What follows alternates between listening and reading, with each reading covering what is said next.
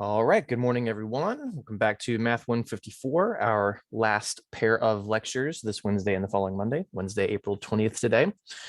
We got 8.1 due today.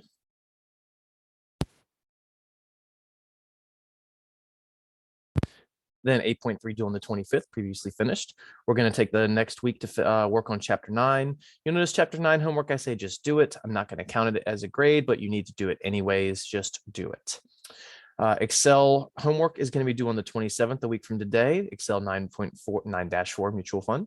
And then our last quiz, video quiz 5, I think it's our 8th or 9th quiz in total. I want to say 9th.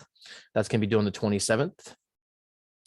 Honestly, there's a free question in there as well, so that's kind of nice. And then the final is going to be Wednesday the 27th. So you have a couple of things due the last day of class, or the last day of the course.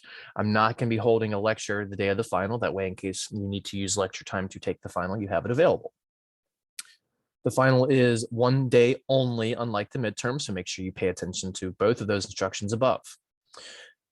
It'll be 20 questions, 2 hours, no notes, no books. No, you are allowed calculators. The exception to the no notes is the 2 formula sheets provided from Canvas, one with conversion formulas, which is only like 2 things, and then one with all the finance formulas. You will use the midterm review that was in Canvas to study the first 4, arguably 5 chapters. And there's a review in my math lab that you can use to study chapters 5 through 8, 5 through 9, whatever you want to call it. I also have an additional review in Canvas for chapters 5 through 9, if you like that as well. And I'm going to just show you that in a few minutes.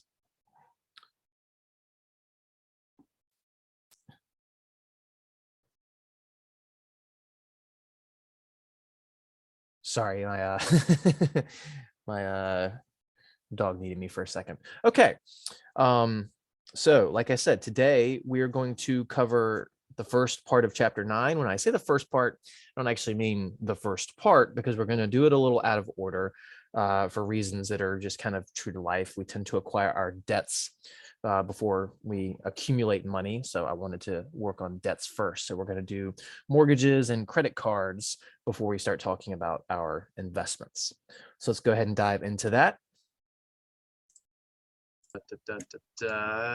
Just going to one of my Canvas shells. Where are they? It must be further to the top. Here we go. So under reviews, that's where you find your midterm review. I also put an additional final review if you just really like the paper or pencil version of it with just questions and answers and nothing to guide you.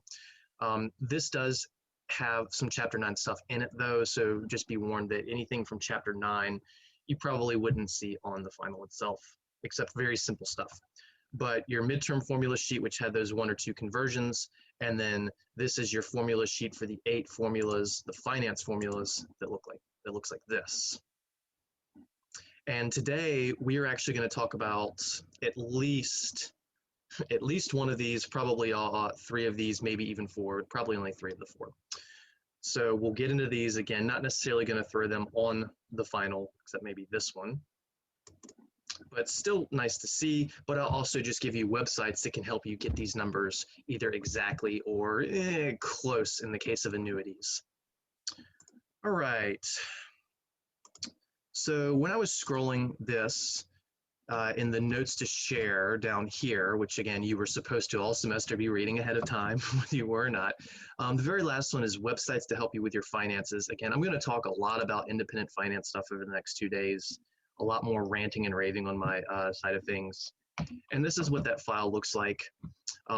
So we just did our budget project, which I will have graded by Friday afternoon. I'm probably going to spend Friday morning grading all of those, if not Thursday evening. But I have too much to handle before then, unfortunately. Everydollar.com, mint.com, these are great websites just to go ahead and do a monthly budget without having to use Excel, and it might guide you a little better along the way, and they're free. A credit card payoff calculator, which we'll look at later, a mortgage calculator, an annuity calculator, annuity being the type of thing where you invest in over and over and over to eventually retire on, not just put a one-time deposit into. Some websites that you can actually get annuities, and they're not usually called annuities anymore. We call them things like mutual funds, stocks, ETFs, bonds, whatever. So here's a whole bunch of different sites: Vanguard, Fidelity, E-Trade, Robinhood, Acorns, Webull. There's a new one out. I can't say it's new, but I've only recently heard of it. I'm always researching this stuff. It's called eToro, and you can actually copy other people's investment profiles. I know nothing about it, but it sounds interesting. I kind of want to go put 50 bucks in it just to learn it. Some of these will actually give you a couple free stocks. Some of them do these things like roundup, where if you go buy a $4.60 item, it charges you $5, and that extra 40 cents goes into your investments, which for a lot of people, that's amazing and something that would probably help you along the way. NerdWallet is an excellent resource for all sorts of finance stuff. Credit score calculation on the second page. We'll actually get into that hopefully over the next 2 days. Because like I said, this is usually a 3 to 4 class at hour and 15 minutes, hour and 10 minutes lecture, but I need to somehow condense it to 2, so it's going to come fast. Remember, there is a slow down button on YouTube, as well as you can replay it over and over and over. I am also considering making an additional video or 2 if I can find the time, and it may come after the semester is over and I can just email it out. But with just some extra helpful, math problems or just finance topics, things like that. But I can't promise on that part. All right, so let's get into it. Chapter 9. And where are we? Here we go. And you'll notice that in the notes to share, hopefully you already noticed that I do not do things in order. I do not go 9.1, 9.2, 9.3, 9.5. Notice I didn't say 9.4 because we would skip 9.4. I start out with 9.5, debt, and there is a reason for that, because in our lives, we generally acquire debt before we acquire savings and interest and investments and annuities and things like that. So debt is usually the first thing we acquire, whether it be a car loan or student loans or mortgage or just credit card payments. Those are the first 4 things we tend to acquire, maybe at the age of 18, 22, 25, just depending on how slow or quick we get into things. Then it's later where we really start building up our wealth. Now, it's hopeful that you are starting both at the same time, but not everyone can. And again, I'm trying to do this as a broad discussion, not just for the top 1% or the bottom 1%. So there are formulas for these calculations, but to start this, which you've already seen. So loan payment, boom, there's the formula for 9.5, dealing with cars, dealing with mortgages, dealing with student loans. Not credit cards though, credit cards are different. But this is your loan payment for your home, for your car, your boat, your home refinance, whatever, where the PMT stands for a monthly payment. So PMT is different from P. P we usually use for an initial amount, whether invested or borrowed. A we tend to use for a future amount. PMT is for something that we're doing every month or every week or every day or every year maybe. It's something that we keep doing over and over and over. So for a loan payment, this is what we pay every month, usually on a monthly scale. This value of annuity, these 3 formulas, which again, these are kind of like our investments. PMT is the amount of money you're putting away instead. So for a loan, PMT is what you're paying every month. For an annuity, for your investments, PMT is what you're investing each month. It still feels like a payment, but it comes back to you later and in spades. All right, so mortgages are the good kind of debt, because up here at the top I say there's good and there's bad kinds of debt. And a lot of people might want to argue with me over this. Mortgage is terrible debt. You're paying hundreds of thousands of dollars to a bank over 20, 30 years, and if you refinance, you may pay 40 or 50 years. It's horrible for you. Okay, I see that argument. But also, if you don't do those bad things like refinance over and over and over and pay your house for 50 years, you just get a 30-year loan and pay it off. After 30 years, you don't pay for your house anymore except for taxes and insurance. And that is like, if you were paying $1,500 for a mortgage originally, now you're probably paying like $300 or $400 a month. That is an insane amount of savings. If you go live in an apartment or a townhome or rent a home, you're going to keep paying that $1,500 a month for the rest of your life. Whereas a mortgage, eventually you own that home, you have property, you have value. And that's not me just putting down renting completely. I love some aspects of renting. Renting, if your roof deteriorates, you don't have to shell out $10,000 out of pocket to replace it. Or if you have to put a new $2,000 bay window on your house, or your AC system kicks and that's $8,000. And let's see, your bathroom leaks and you have to replace the entire bathroom. And I am very much using real life scenarios. Maybe thumbs are pointing in my direction. So homes can be very expensive, and when you rent, you don't have to have these giant obligations that come up all at once. But that's also why I taught you how to prorate expenses, so that if you do go that homeowner route, you can put away $200 or $300 a month or $100 a month, so that when those things come up, you're not just going to get destroyed from it and have to go borrow $10,000 or borrow $15,000 or borrow $5,000.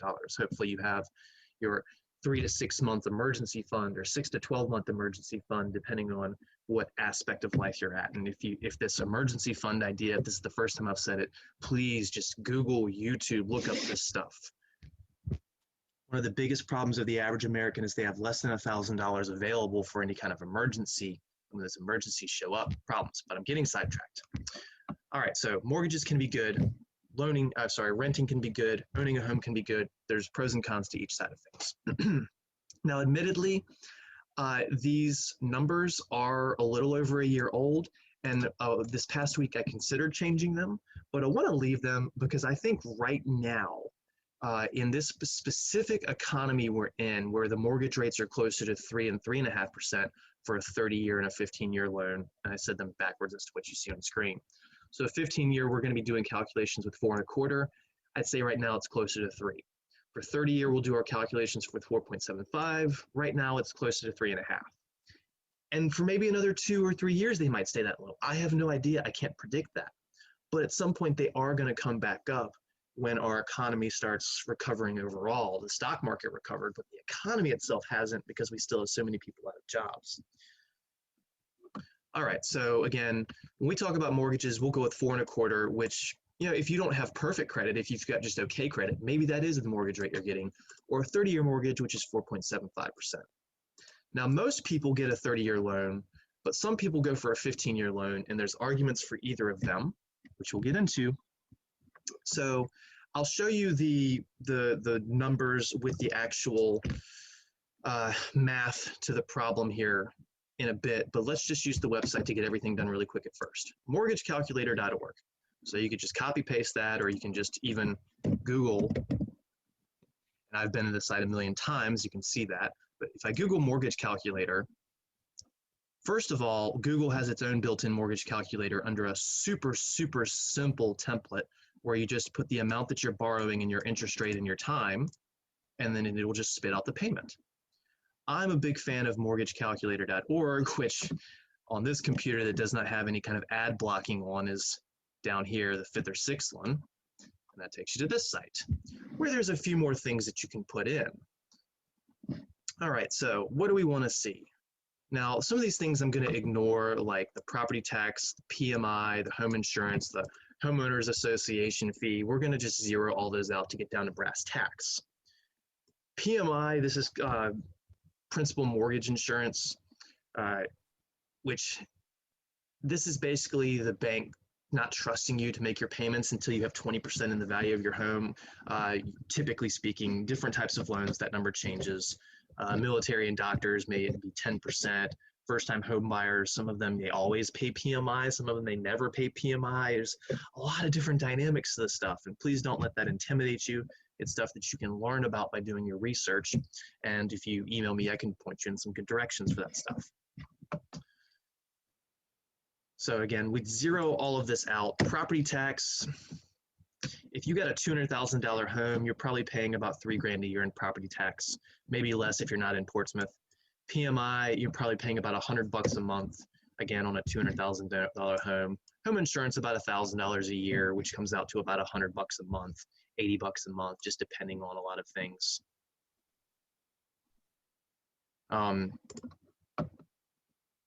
Everyone can hear me, right? Okay, good. Just making sure. All right, so we were going to take a $200,000 home. Now, you might, where am I? Here we go. Maybe the house costs $220,000 and you put $20,000 down. A down payment is typically done, and that just helps reduce your mortgage a little bit. It also makes the bank trust you a little more. Most homes, you're going to need 3 to 5% down in this economy. If you can put down more, most people would suggest that you do more, but I'm not going to get that deep into things. You may be able to get a no down payment home.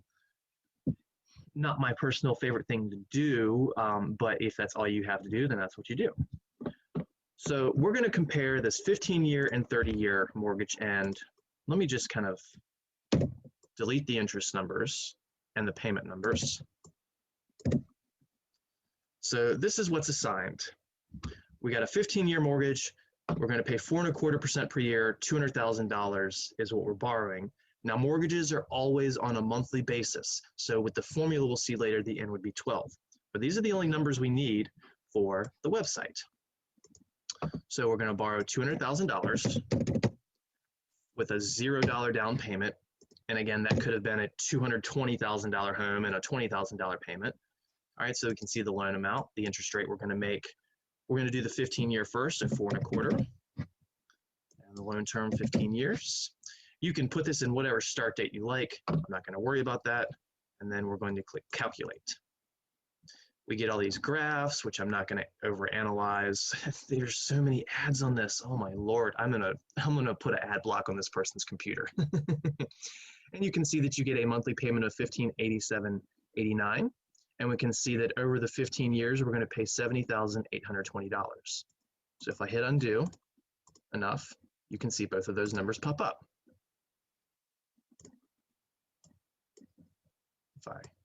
There we go. So a payment of $1,500 something. Oh, I still the insurance in here, 0. Calculate. So now that's going to go down because this is not including insurance. So $1,504.56. This number is just rounded up to the whole dollar because that's typically how our payment calculations are done in a quantitative reasoning class. Also, the Google website would round to the whole dollar as well. And you can still see that you're paying about $70,820. This is $70,900 because that was rounded to the nearest whole dollar. And where's the Google one? So here's the Google calculator, where I don't have to worry about all those other details. I can just do the $200,000 home with a 4.25% loan, and we can see this looks wrong. And our mortgage payment needs to be over 15 years. We get $1,505 as our monthly payment, which is right here. And it doesn't tell us the interest, but guess what? If you subtracted this $270,820 and the $200,000, that's what you would get. Why do I have $70,900? It's $70,820. I think the rounding on that other website has changed. Not a big deal. It was off by 80 bucks. Whoop-de-doo. Okay, so $1,500 a month sounds like a lot to most of us, I assume. I can't say for everybody. It sounds like a solid amount to me. But what about this 30-year scenario? This 30-year scenario says it would drop your payment by almost $500, by about $460, and your interest would be $175,000. Well, let's see. So let's change the mortgage. Well, we don't change the mortgage amount. We change the interest rate to 4.75 and the mortgage term to 30 years. And there we go, our $1,043 for our payment. And then $375,586. If you took the difference of $375,586 and $200,000, you'd get $175,586. Remember, total interest is the difference of what you pay. See, this says total cost of mortgage. So that's what you paid for your home versus what you're borrowing, which is the $200,000. So wow, when you get this 30-year loan, you pay almost twice what the home is worth. Now, back in the 80s and the 70s, mortgages were like 15%, and you ended up paying about 4 times the value of your home. But homes were worth a lot less because they hadn't been inflated as much. It was kind of a give and take. People were still able to afford the homes, even though they cost 4 times, 5 times as much. It's just a lot more money was going to the bank each month. And then the other website can verify this as well. Just change this to 30, change the interest rate to 4.75, hit calculate, and we get the same numbers, $1,043 monthly payment, and then $175,586 for our total interest paid. And there we go. So what's the point of me comparing these two things? Because a lot of people never get into the comparison. They just say, oh, I'm going to take the 30-year loan because that gives me more time to pay it off. Or some people get really, really overzealous and go, I can pay my home down in 15 years. I'm going to take the 15-year loan. That way, those second set of 15 years, I'm not paying for a home and I can do something else with that money, like have fun or invest. So what we're going to do really quickly is we're going to do the analysis that almost no one ever does. And we're going to compare the 15-year to the 30-year and say, which is the better idea? Which one should we take? And a lot of people will say the 15-year mortgage seems like the clear winner. Why is it the clear winner? Because when I'm looking at this, I'm not seeing it clearly yet. What I mean by clear winner is long-term versus short-term analysis. A person thinking about 1 month at a time is going to say the exact opposite of this. They're going to say the 30-year is the clear winner. Why? Long pause while my highlighter pops up. This is the clear winner because you're paying $1,043 a month instead of $1,505 a month. So I disagree. I'm the short-term person right now. The short-term person says, I disagree with you, Mr. Beckner. I want to pay $1,043 a month. I don't want to pay $1,505 a month. I've only got $1,200 a month to spare. Plus, you're going to charge me PMI insurance and taxes on top of this, which probably adds another $300 to $400. Get out of here. I need the 30-year loan. And guess what? That's true for most Americans. But some Americans live a little more frugally. They don't spend nearly as much, or they just have higher paying jobs and they don't have 4 kids and medical problems and yada, yada, yada. Lucky those people, right? So they go, well, you know what? I can actually afford the $1,505 a month plus PMI insurance and taxes. So I'm going to take that 15-year loan. And I'm going to take that loan because I'm a long-term thinker.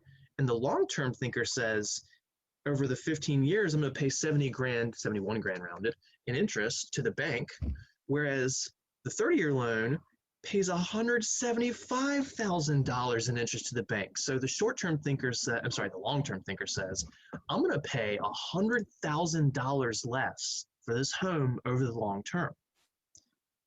That's what I mean by the 15-year mortgage seems like the clear winner. Notice I said the word seems. It seems like the clear winner. And if you know absolutely nothing about investing, and if you never invest in your entire life, then I would say the 15 years is the clear winner. But here's the thing. In my opinion, and in a lot of people's opinions, it's not. If you're willing to throw a little risk into the situation and invest, because with investment there is risks. Remember, I've said you will gain a lot of money here and there. You will lose a lot of money here and there.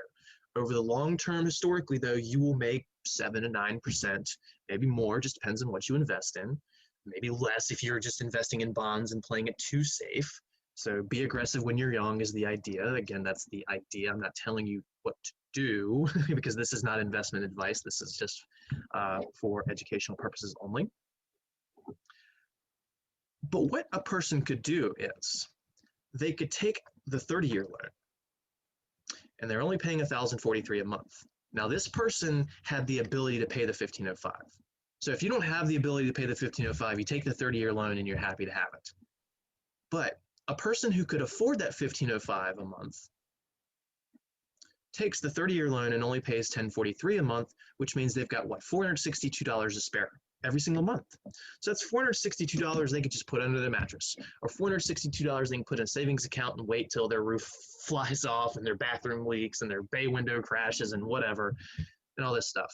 But honestly, that's way more money than you'd ever need for that. So maybe they go on vacations and buy shiny new cars and whatever, but maybe they're gonna think about trying to retire earlier, retire at a nominal age with a big fat retirement. So what they do is they take that $462 and they invest it. So what if you invested that extra $462 every single month into a retirement account, which we often call an annuity? Why is there a closed parentheses and not an open parentheses? I need to fix this file. And let's say it just earns 7% compounded monthly. So I'm ignoring inflation. I'm ignoring opportunities to get better investments. I'm going with what the internet and with what traditional investors say is the average lifetime return. So again, we are assuming that we could have afforded the 15-year mortgage. So again, there are formulas for this calculation, and I'll pull up the formula sheet and show you. First of all, the mortgage calculator, if I wanted to do that by hand, it would have been this formula. To do the annuity, to find out how much money you'll have over a long, long period of time, you're going to use one of these two. But since we're going to put away the money monthly, we're going to use this one. See, this is annually, so this means an annual deposit. This means in time, so monthly usually, or daily or quarterly, whatever, but usually we do this monthly. We put away money monthly. So that's the formula you would use. And if you use that formula, you would come up with a very similar number, but not exactly the same as what we're about to do with this website. So let's go to this website. Let me not spoil too much. And that is on the finance websites page that I gave you earlier, websites to help you with your finances. So if I pull that up, also if you just Google Annuity Calculator, it's the 4th or 5th one to pull up there. You have to be careful with annuity calculators if you want to use one different than mine, because they work two ways. There are calculators to build the wealth, and then there's calculators to withdraw the wealth, and we're doing the build up here. So that's why I'm going to say, really use my specific website. There's not a lot of inputs here. So we start with nothing. We're going to put 0 in annually, but we're putting, we said $462 away every single month. This is not an optimal scenario here. We're putting $462 away each month. So monthly addition 462. And we're going to do this at 7% interest.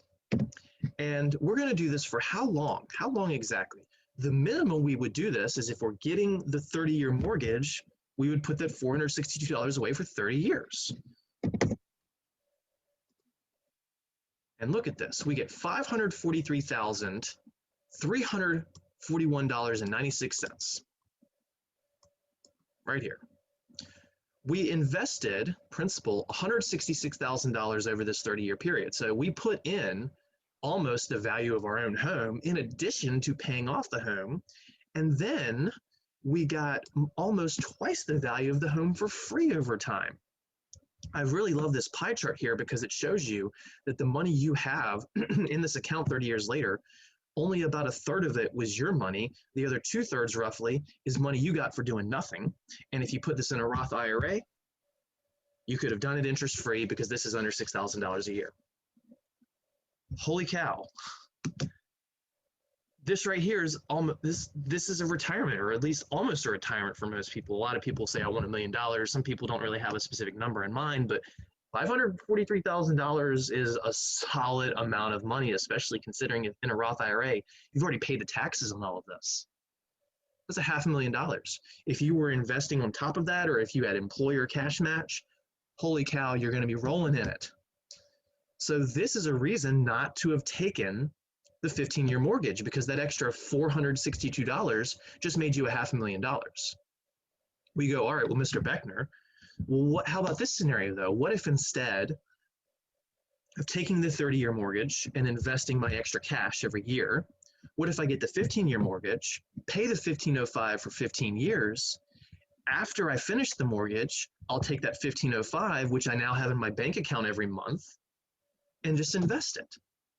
So now I'm going to pay the mortgage down, the house down for 15 years, and then I'm going to take every single penny I was paying for the mortgage, and I'm going to invest that. You go, $1,500 a month? That's going to make me like a trillionaire over 15 years, because now we only get 15 years.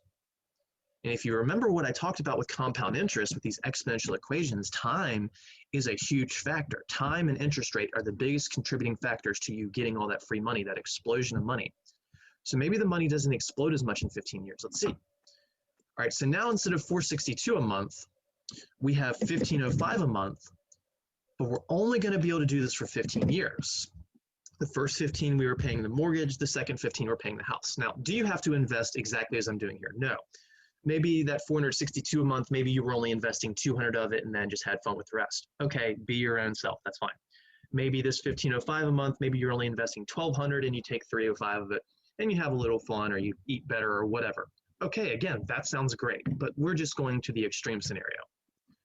All right, so before we had 543,000 in our retirement, this extra retirement account, where almost 400,000 was free. Okay, well, we still have around 500,000, but we're under instead of over. Sorry about that. And now we put 270 grand of our own money in, whereas it was like 170 last time.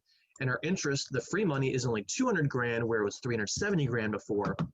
And in this account, it is a lot more of our own money, the lighter blue, and a lot less of the free money. Now, it's still almost half free money, so that's still amazing. That's still $470,000 you've got.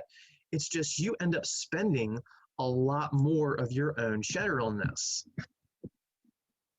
There we go. This will help.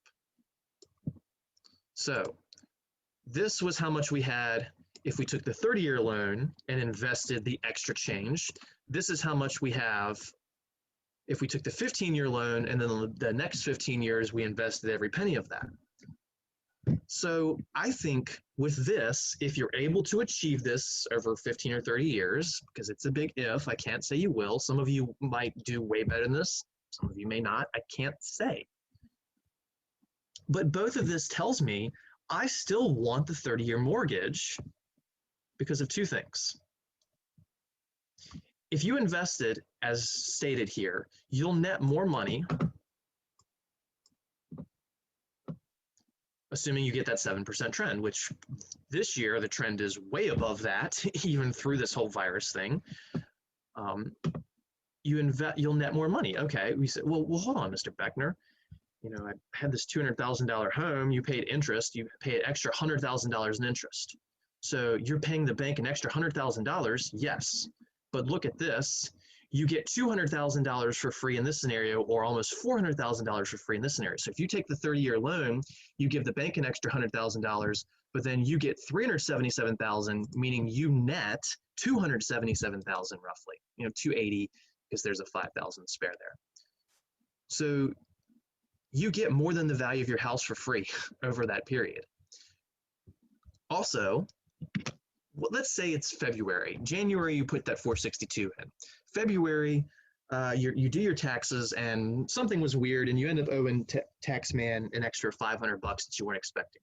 Okay, so that month, don't put the 462 in your this extra retirement account. Pay the taxman. Then in March, pay the 462 in your second retirement account. Then in April, pay it.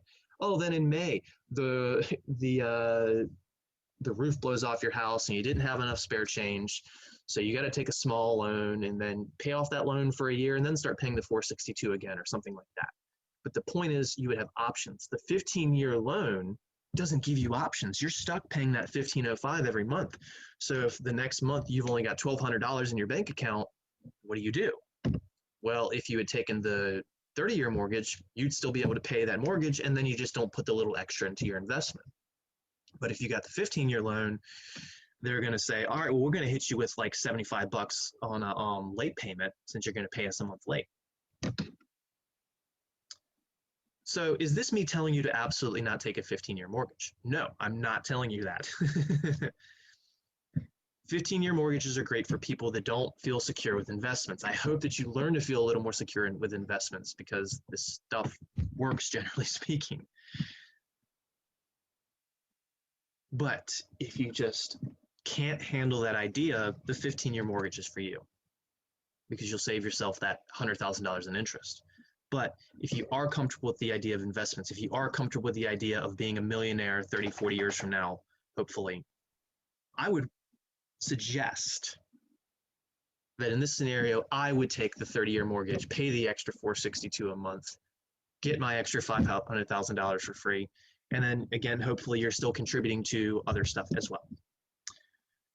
All right, so just really, really quickly, because I have to show you at least once, let's copy paste that formula over here.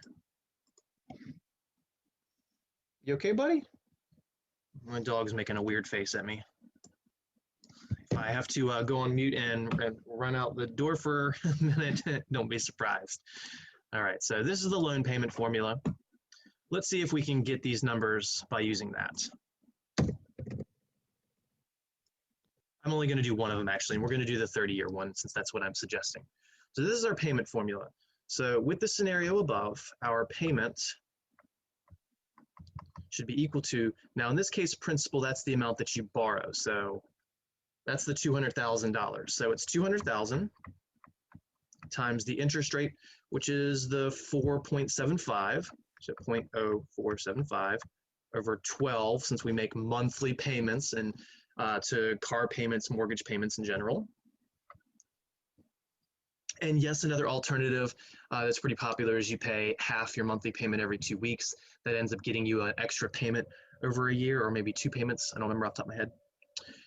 Another alternative is you can just take the 30-year loan, and if you have a couple extra $100 in your account, you want to put it towards the home, then you make an extra principal payment.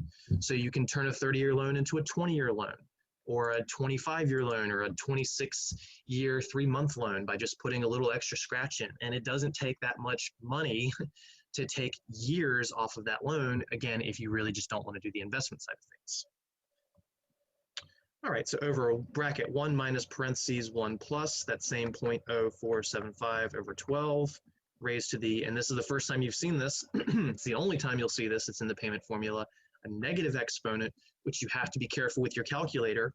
Some of you might have to hit the negative after you type the numbers. Then n times t, the n was 12 because monthly, time we're paying 30 years. Then we close the bracket. Now, so I don't have to rewrite this all over again, I'm just going to write that this exponent right here, 12 times 30 is 360, so that's negative 360. And I can type this in a scientific or graphing calculator all at once. So 200,000 parentheses or times 0.0475 divided by 12, close the parentheses. Then this division is this big fraction bar. Now there are no bracket buttons in calculators generally. They're used for matrices. If I found the bracket button on my calculator, which is right here, it would spit out an error after I hit enter, so I'm not going to. You just got to use a parentheses count. 1 minus parentheses. Mr. Beckner, where are you getting all this? I'm literally just reading this. Just use your eyes, one piece at a time. Type it, one piece at a time. Type it, one piece at a time. Type it. All right, parentheses, then 1 plus. Then the 0.0475 divided by 12. We close the parentheses. Divided by 12, close the parentheses, then an exponent. Now for me, I do the negative, then the 360. Depending on your calculator, 360, not 365, you may have to type the negative second. It just depends. Remember, we always pre-multiply exponents. And look at this, 1043 and then 29 cents. That, I believe, is what the mortgagecalculator.org website said.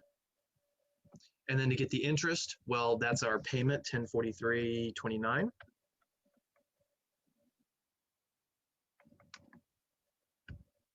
We're going to pay that 60 times, 360 times. The exponent is the number of payments in T. So if you took that 1043, and I think this is why there's the discrepancy up here of the number I had versus of, what was it, 900 originally? I can't remember. If you do 1043, again, these are usually rounded to the nearest whole dollar, times 360. You get 375,480. And if you subtract, let me do the actual payment, 1043.29 times 360. And then if you subtract the $200,000 you borrowed, there's your interest of $175,580. Now, the reason there is a $2 difference here is because of round off error. We've talked about how a small round off here done over and over and over and over and over and over and over can lead to bigger changes. And that's why it's off by just a couple of bucks. Now, you're not actually going to pay the bank a fraction of a penny. So this is much more accurate. But I mean, you're $2 off. If you're just trying to understand these numbers for yourself, is that $2 error going to mean anything? Absolutely not. The important side of this is it's about $175,000 in interest. So again, all I did was I found the total paid by taking the payment times the number of payments. That was day one material. And then I subtracted the total paid minus how much we borrowed. There it is. For the annuity calculation, let's do the 30-year one. So we're going to take the value of annuity compounded in times. We're going to take this formula because we're doing monthly deposits. So the amount we'll have later, A, will be the payment of $462, bracket parentheses 1 plus. We're earning 7% monthly, and then that's NT, so 12 times 30, then a minus 1 here. Again, you see a lot of the similar features, they're just kind of rearranged, and then the bottom is 0.07 over 12. Again, R in, I'm just putting the circle in the circle, the square in a square. The 12 times the 30, once again, is 360, but this is a positive, not a negative, so make sure that you understand that. Pull out a calculator. 462,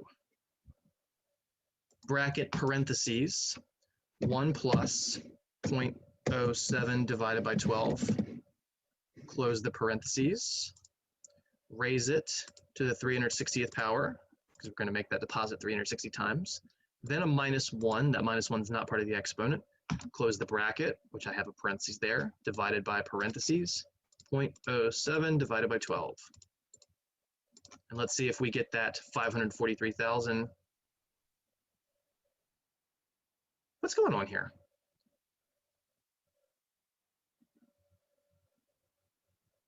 Oh, no, I remember. This is the one that's different. I said earlier that the Annuity Calculator website is going to be a little off. And it actually feels significantly off because it's $20,000 difference here. And I'm going to explain why this is. This formula here is oversimplified. Believe it or not, this formula is oversimplified. The website is a little more accurate because it accounts for, I don't even want to tell you what it accounts for, but it accounts for something else. So these numbers will not match the website versus actually using the formula. But again, it tells you, oh, $500,000 and some change. That's a lot of money. That tells me I should be doing this thing because I'm going to have $500,000 later. So in terms of if you had calculations to do in your My Math Lab homework from Chapter 9, which I've already told you you're not responsible for, then this is the formula you'd have to use. You couldn't use the website because the website is inaccurate in comparison to our oversimplified formula. But in terms of the grand scheme of things, about $550,000, this was about $550,000. It's good enough for what we call government work. So $563,000, which was close. It's not super accurate, but it's ballpark. So again, do you take the 15 or the 30-year mortgage? That's your decision, not me telling you what to do, but you've been educated on what you can do with your spare change if you can afford the 15-year and instead take the 30-year. Also, if all this still just absolutely terrifies you and you don't want to have money sitting around a bank account for a spare roof here and there, then you just rent for the rest of your life. Renting's not the end of the world, it's an option. You have less financial burdens overall, you just have to pay for the rest of your life. Also, if you're only going to live somewhere for 3 or 5 years, renting is usually the best way to go as well, because when you buy a home, you have to pay, fees, the real estate agents take some money, et cetera, et cetera, et cetera. Also, due to what we call amortization, you don't get a lot of your money invested back in the home until like 15, 20 years in. You're paying each month, you're paying a lot more towards interest than principal. And I'm going to show the website again real quick to explain that. And let's do this on a monthly schedule. Let's go back to the 30-year one. Monthly, oh, that's the annuity calculator. That's what was throwing me off. All right, here we go, here we go. So I'm going to click Show Amortization Tables, which is just a monthly breakdown of where your money is going. Let's take the chart off. Let's do monthly amortization. So when you go buy a home, they'll give you this chart. It's 360 rows of how much of your money goes towards principal, how much of your money goes towards interest. So that's this table right here. So our first month on the 30-year loan, about $800 goes to the bank, and about $250 essentially goes to us. Notice I used the word essentially. So that's $250 that you've now paid off in your house.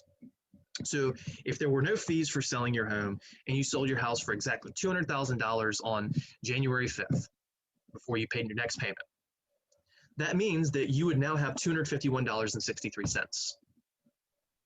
That would be how much you have for sitting in your home for a month.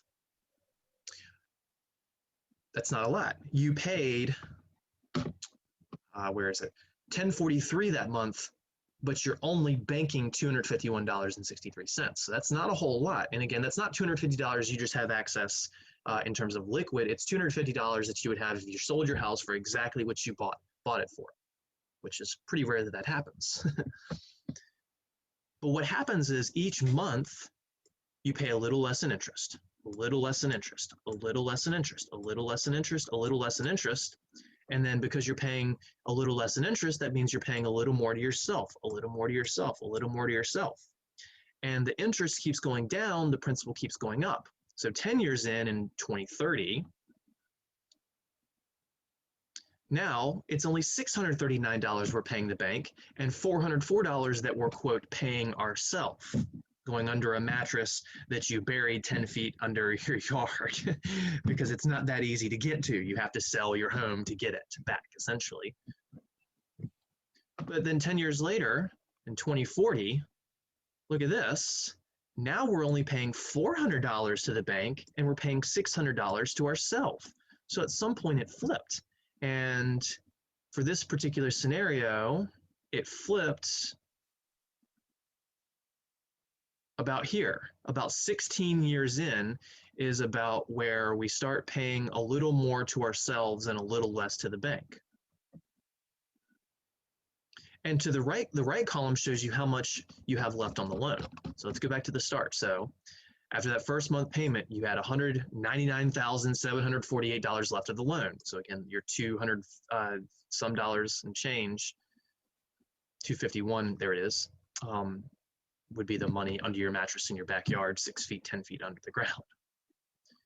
10 years in 2030, December of 2030, we've paid about $39,000 of this home down. A third of the life of the loan has gone by. Well, we've only paid $39,000. You would think maybe you paid $66,000 because that's a third of the loan, but no, you've only paid $39,000. 20 years in, now you've paid about, where are we? Here we are. You've paid about half your home. It takes 20 years for you to pay half your home down. But the last 10 years, because you're paying much more to principal than the bank and interest, it drops really, really, really, really quickly, especially the last 3 or 4 or 5 years. I mean, look at this. The last payment, you're only paying the bank $8 and you're paying yourself, in theory, $1,000. That's because these interest payments on a month-to-month basis don't go to those big crazy calculations. It's just balance times periodic rate. And if your balance is $1,039.18, 1039.18. So there's your balance times your periodic rate. We were getting a 0.0475, which is 4.75% divided by 12 to make it a periodic rate. And there's our $4.11 that the bank gets. And then the rest of that monthly payment goes towards yourself. And then you own your home. You don't make that payment anymore. You just pay insurance and taxes. Please don't let the government take your home because you're not paying your taxes. Please don't inherit a home and let the city take it because you're not paying your taxes. Good grief, that just upsets me. People complain about, oh man, my taxes are $300 a month, I can't afford it. Yeah, but you're not paying a mortgage of $1,400 a month, come on. And again, I know some of us have extenuating circumstances like crazy medical expenses, but do everything you can to pay those taxes. When you own your own home, insure it. Please don't stop paying your insurance because you own it. You don't want your house to burn down and then you got nothing. And I know someone who knows someone who that happened to. They inherited a home, so they said, I'm not going to insure it, and that thing burned down. And I cannot imagine how many tears were shed over that. All right, maybe you don't trust this interest up here. Well, why is the first one so high? So again, our balance was $200,000 before we paid anything down, times that 0.0475 divided by 12. Again, that's our periodic rate, 4.75% divided by monthly. There's our $791.67. And then the rest would go to principal. And then you can subtract the balance and the principal to get your new balance. These are all things that we've done before. We're just applying it to a mortgage now. All right, so that's mortgages. We've got about 20 minutes. All right. Remember, you have to decide whether you like the risk or not. All investment values are speculative and for educational purposes only. No lawsuits are going to happen. Renting is an option. You don't have to invest. You don't have to own a home. You can do whatever you like. I just want to educate you to understand these numbers, because a lot of people go, oh, well, I want to get a home, but I need to go talk to a loan officer to find out what my monthly payment will be. No, you don't. Go to mortgagecalculator.org. Go to a website that says typical mortgage, just Google current mortgage rates. If you have awesome credit, then you'll be able to get those rates. If you've got okay credit, maybe add 1% to that, and then just run some numbers yourself. If you want to compare a 15-year to a 30-year loan, you can do that. A lot of times if you go to buy a car, those people are skeezy, and they'll just give you the payment numbers. Well, you can take the 3-year loan and it's this payment. You can take the 5-year loan and it's this payment. They won't even tell you the interest rates sometimes. I have a friend who this just happened to. They wanted to buy like a $40,000 car, and they were asking what the rates were. He wouldn't say, the lender or the car person, whatever, would not tell them the rate. and he texted me about it, and I said, walk away. If they're not going to tell you the rate, that's not good. And he walked away.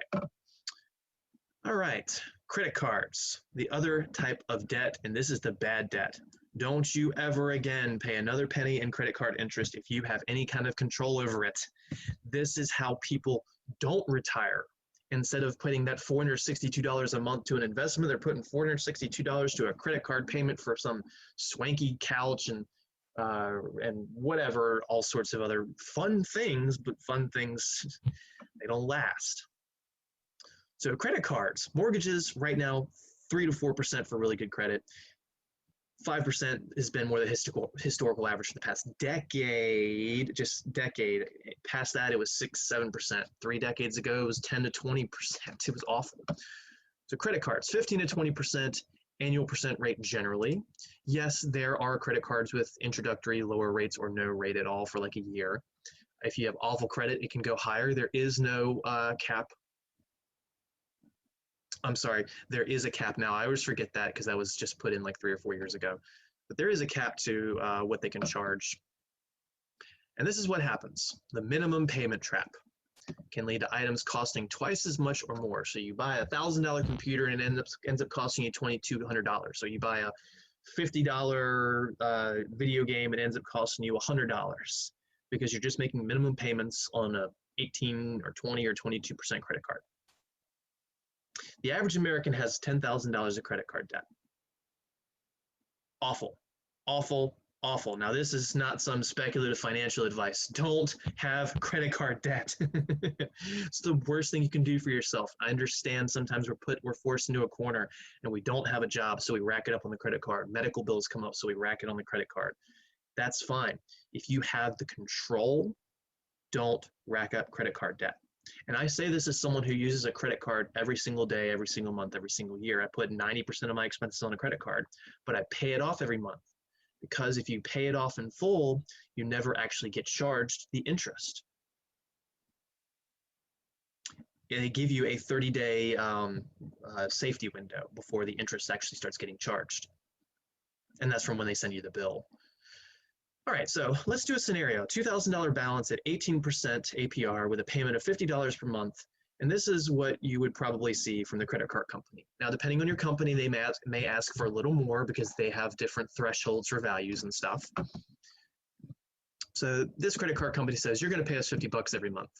And I'm telling you, it's going to take 62 months to pay off, and you'll end up paying $1,077 in interest, which is more than 50% of what you borrowed in 5 years. Mortgages don't even get that high in 15 years. If you don't believe me, here's the 15-year mortgage problem again. You only paid $71,000 in interest, which is about 35% interest on the principal. So your home on a 15-year loan costs you 35%. Well, Mr. Beckner, you said don't take that. Take 30-year loan. Again, I didn't actually say don't take it, so don't put words in my mouth. I made suggestions of reasons to do certain things. Oh, well, the 30-year loan, that was closer to like 80%. But again, that's 30 years. That's a long, long time. This credit card, we're only looking at for 5 years, and we're already paying that much in interest proportionally. Imagine if you have 20 grand in credit card debt. Now that's $10,000 that you're paying in interest. That's insane. That's money you might as well just set fire to. All right, so maybe you're not trusting these numbers. Where did these numbers come from, Mr. Beckner? Oh, well, there's a website for that. If you go to your helpful websites, back to the top, credit card payoff calculator. Also, if you just Google credit card calculator, payoff calculator, it's like the first or second or third thing to pop up. More ads I'm not used to seeing. Credit card balance. Oh, I haven't used that on this computer before, $2,000. Credit card interest rate, 18%. You're probably typing these numbers, of course. Payment per month or desired months to pay off. So these last two, it's an either or scenario. I said we're making a $50 monthly payment. Hit calculate, and look at this. It takes 62 months to pay off. We have $1,077 in interest. So again, that's more than 50% that you're paying in interest. Mr. Beckner, this says 35%. This is on the total paid. Out of the $3,077 you pay that credit card company back, 2/3 of that goes to your principal, which you actually borrowed, and then they get 1/3 of what you paid for free. So relative to what you borrowed, interest was 50% of that. Relative to what you pay in total, interest is 35% of that. It's a case of it's relative to what you're comparing it to. All right, so what do I do? Well, I would suggest you pay this off quicker. Instead of making $50 monthly payments, if you can afford it, make $100 monthly payments or $200 monthly payments or whatever. Let's see what happens if we double our payment. This is 5 years and 2 months right now. If I double my payment, you might think, oh, it's going to be 31 months. Nope, it's 24. You know why? Because interest compounds. And when you're paying this off quicker, you're reverse compounding, which shortens the time span instead of lengthening it. So that's 7 months of paying you save yourself. And look at this, you only pay $400 in interest instead of almost $1,100 in interest. So you're saving yourself $700 approximately by doubling your payment on this small loan. Look at this, if you had a $20,000 credit card balance, which some people do, that means you would have been having to make $500 monthly payments originally to get it paid down at 62. Now, if you're making $1,000 payments, your total interest goes from 11 grand to 4 grand. You're saving yourself $7,000. The first thing you need to do is pay off your credit cards. No one is going to tell you otherwise. Credit cards need to go to zero balance. Again, you can use them every month, but pay them off every month. Oh, Mr. Beckner, if I get this credit card, they're offering me 2 or 3 or 4% points for getting this Amazon card, which is just money back in my account. That's free money. Yeah, but if you're paying 18% interest or 24% interest, that free money is completely negated. That 1% you're getting back is negated by the 23% you're paying. That makes complete sense, I hope. But if you're not paying the credit card company any money in interest, then that 1 or 2 or 3% now is free money. And that's what you do. There are credit cards out there that will offer you, like, if you spend $1,000 the first 3 months, we'll give you $200 or $300 for free. Those are great credit cards to get if you are good with credit cards. Not everyone is good with credit cards. Some people can't handle them. And to those people, I say maybe or maybe you shouldn't have a credit card at all. The problem is you need some type of credit to establish a credit score to be able to buy a home later. Some people buy cars to establish their credit score. Some people get credit cards to establish their credit score. Some people get their parents or someone else to co-sign on a loan or a credit card. There are lots of different variables there. But you really do have to establish a credit score at some point to borrow money for a home, because that's how the bank trusts you. No credit is the worst thing you could have. So absolutely nothing in that world means they have nothing to base trust off of. The world is currently changing. The what we call the FICO score, or FICO score is becoming modified in some ways, that they can start looking at your savings accounts and making sure you've never dipped below $0 balance or checking accounts and things like that. I am not exactly in tune with that side of things and how relative it is, but if it's not a thing yet, it is going to be more of a thing in 10 years at least. That's what I do know. So maybe that can affect you in a positive way, maybe not. Credit cards have pros. They have a lot of cons. All right, so tips for good credit card use. To establish a good credit score, which helps you get lower APR loans or a loan at all. Pay off your cards every month and on time, and you'll never pay a cent in interest. Many cards offer points and rewards, which I was just talking about, which are only valuable if you are not paying their terrible interest. Many cards offer sign-on bonuses. If it's one that's a lot more extreme, like, oh, spend $4,000 in 3 months and we'll give you $500. $500 for free? Yes, sign me up and let me go buy $4,000 in electronics. No. Only do this if you already plan to spend that much. Maybe you're going to be rebuilding your bathroom and you're going to buy $2,000, $3,000 worth of materials, and then you just have another $1,000 in average expenses. Okay, then you can go get that $4,000 expense needed to get $500 for free credit card. Don't just go spending needlessly and recklessly to hit some magic number. Do it because you have to.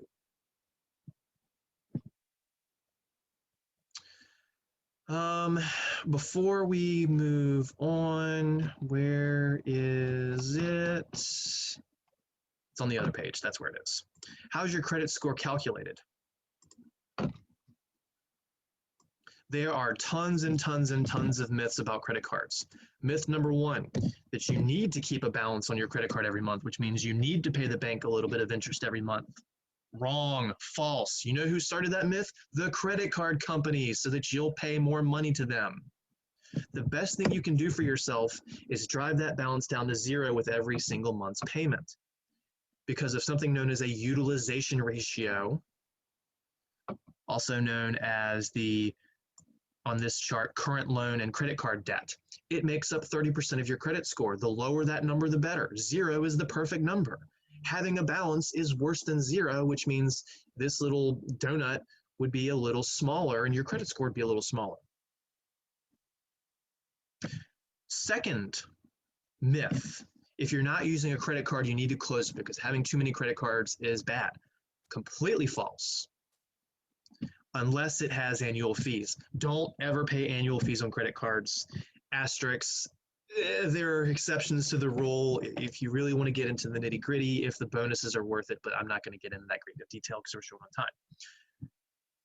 It is actually better for your credit score to have more credit, to have more credit cards. Now, again, if you're the person, which is like 8 out of 10 Americans who just can't handle credit cards, I'm not talking to that person right now, but if you have one credit card and it has $1,000 credit available, that's fine. But if you have 3 credit cards and each of them are $1,000, now you have $3,000 in credit. That's actually better because it increases the denominator of your utilization ratio. Utilization ratio means you take how much money you have on the credit cards and you divide it by how much money they'll let you go up to. So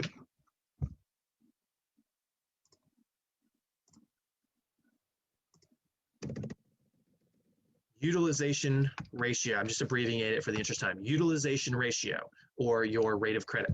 That's how much on the cards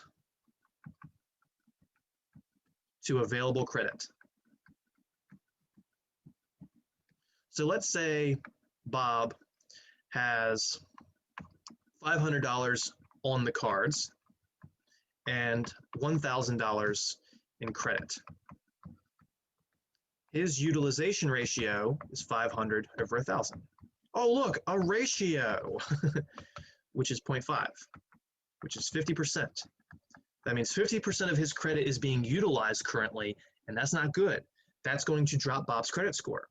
Jane has $500 on her cards, and she's got $5,000 in credit. So she's got 5 credit cards maybe. or just a total of $5,000 in credit, because it'll be like one card will give you 1,000, another card will give you 3,000, whatever. So Jane's utilization ratio is 500 over 5,000, which is 0.1, which is 10%. That is better for your credit score. The lower that number, the better. 0 is perfect.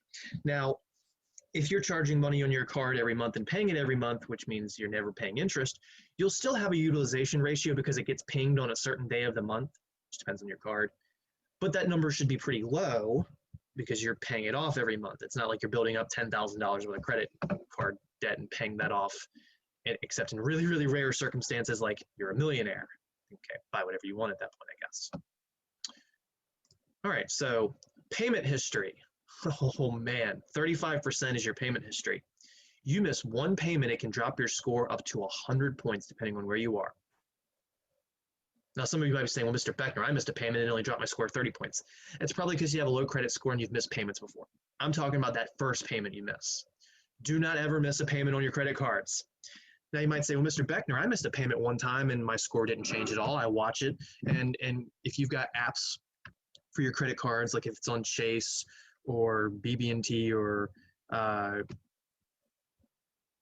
Bank of America or whatever, usually these apps now offer you just a quick free credit score check that you don't have to pay for. Don't pay anyone for a credit score check, please. You'll say, all right, I missed a payment and my credit score wasn't affected at all. Well, that's because the credit companies don't always ping it immediately. If you pay it in like 4 or 5 days, you might miss that pinging is what they call it, and then it doesn't affect you. Some credit card companies will do it the second you miss the payment though. So don't miss payments. That's 35% of your credit score. Don't close out old cards just because you're not using them, because that's the length of your credit history, that's 15%. Don't close out cards because 30% of your credit score is how much utilization you have. So the more cards you have, the more credit you have available. 10% is in the types of credit, so credit cards, car loans, home loans. This is a really small contributing factor. So if you don't have a car loan, that's not that big a deal. If you don't have a home loan, that's not that big a deal. 10% is new credit. Every time you get a new credit card, it's going to drop your credit score maybe 10 to 20 points, which is not really that significant. It just means don't apply for 10 credit cards in a year. 1 or 2 a year is fine. Maybe 1 a year to be more conservative. And again, none of this is advice. I'm just saying what you can do potentially to have things happen. The biggest contributing factor to your credit score is missing payments. The second one is how much credit you have available. The third one is how long you've had them open. And if you have a 10-year-old credit card and you close it, woo, that credit score is going to drop significantly, not 100 points, but maybe like 40 or 50 points because you just killed your oldest card. And they want to see those old cards because old cards mean they can trust you. If you have a card that you haven't used for 2 or 3 years and they send you something in the mail saying, hey, if we don't see something, if you don't use this in the next month, we're going to close it, go put a $5 charge on it, pay for it immediately, pay it off immediately, and that'll keep your 10-year-old card. Don't let them take your old cards. All right. Anything else I want to point out from this section? I think that'll be good.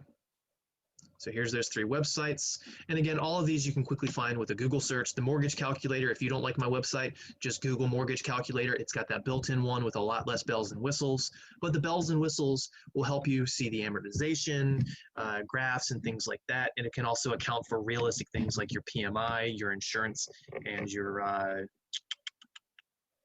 what did I just forget? Taxes.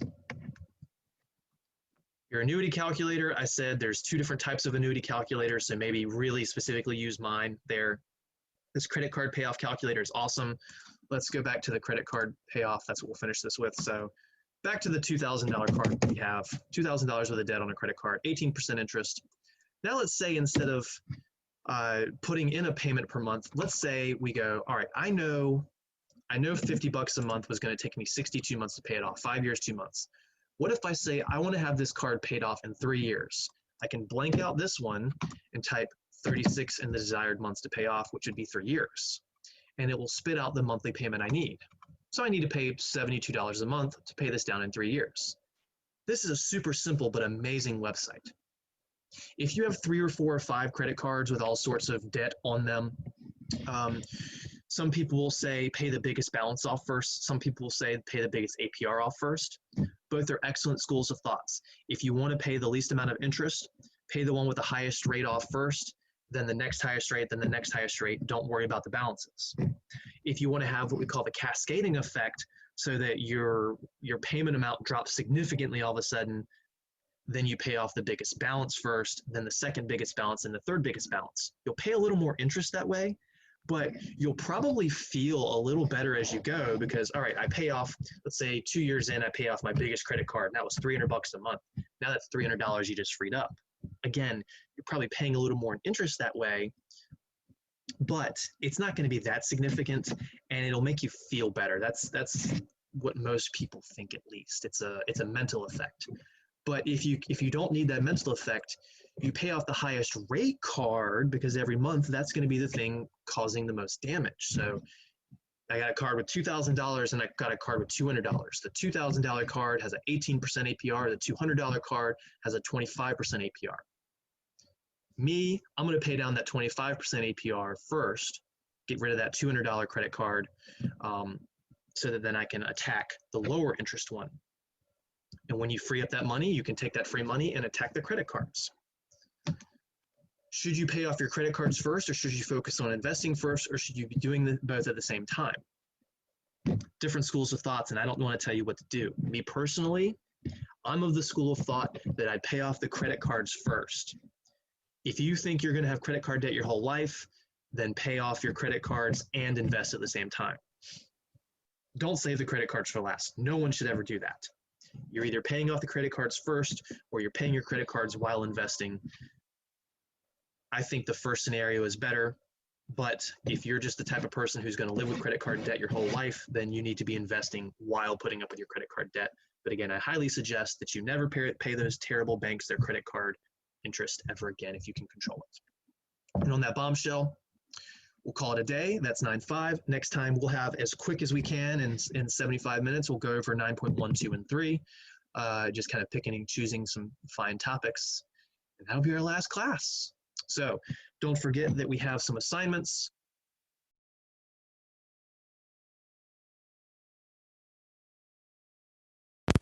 Staring us in the face right here. So again, homework 8.1 due today, 0.3 due on the 25th. Excel 9-4 mutual fund, our last Excel file due on the 27th. Video quiz 5, our last quiz due on the 27th, with pretty much a free question in there out of the 5. Actually, 2 free questions technically. Final exam is going to be the 27th, no class that day. So when we meet on Monday the 25th, that is the last time I will be lecturing for us. That will be it. Then you take your final and everything's over.